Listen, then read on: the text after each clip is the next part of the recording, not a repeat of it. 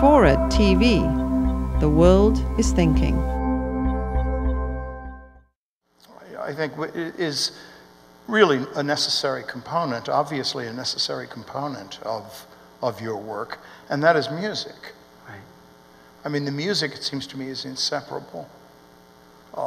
Even when, I mean, people have so deeply associated the Civil War series with Ashokan Farewell. Right.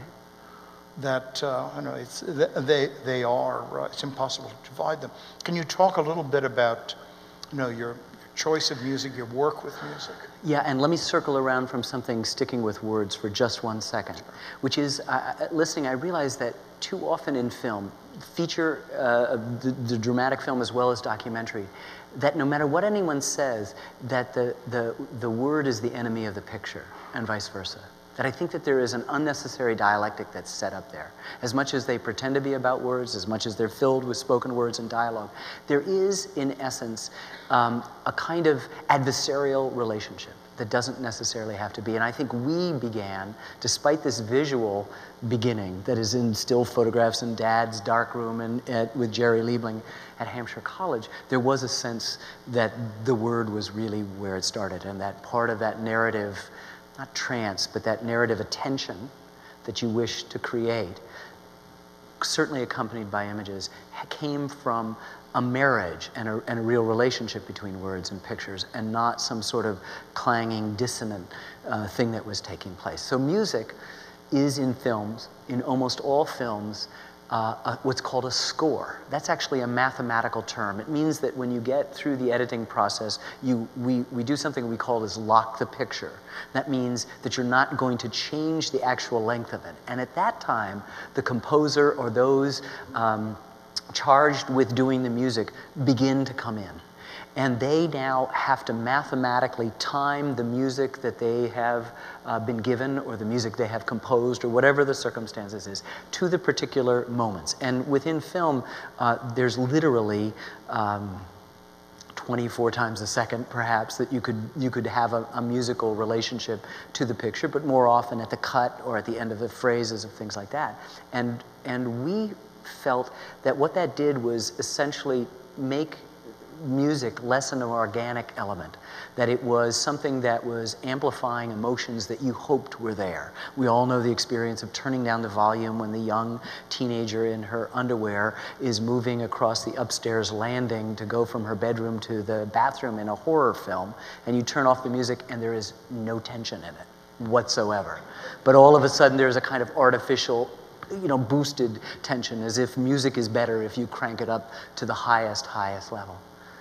So what happens is that we begin to collect early on in the film music that we are drawn to, sometimes personally, hearing Ashokan Farewell, completely arbitrary and accidentally, not of the Civil War period, but most of the stuff in that case, in that film particularly, of that period, identifying 50 melodies that we are drawn to, playing them out on a piano, and then going in and recording them before the editing has started.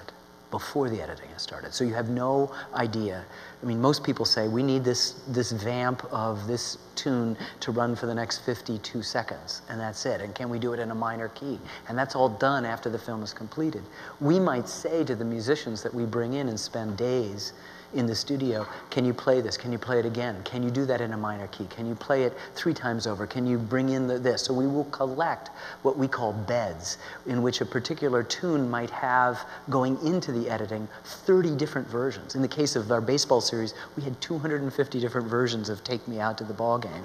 I mean, some ridiculous schmaltzy cocktail music to the most elegiacal single-hand piano to jazz and swing and a la Django Reinhardt and, everything. But we then work with it. And so what we were finding is that in the case of the Civil War, the music was now an authentic and organic element at an early stage, and was beginning to influence the pace and rhythm of how the film was being shaped, not the other way around, just turning up the volume on something. So we found ourselves adding a word or two to a phrase, or subtracting a word or two to have narration meet a musical phrase. And it seems sort of logical, but I don't know anybody else who does it. And yet, every single film that we've made, from the Brooklyn Bridge to the war, people talk about the relationship of music in the thing. And I think it is that it insinuates itself. If it comes in that early in that process, it insinuates itself in a way, in the best sense of that word. You become familiar with it. You come to know its contours. You begin to see the way in which it embraces the story, and in turn is embraced by the story. And so it's more a gesture of welcome, and not what I sometimes feel is a layer of paint in a kind of Potemkin village that you're just adding the presentation of it.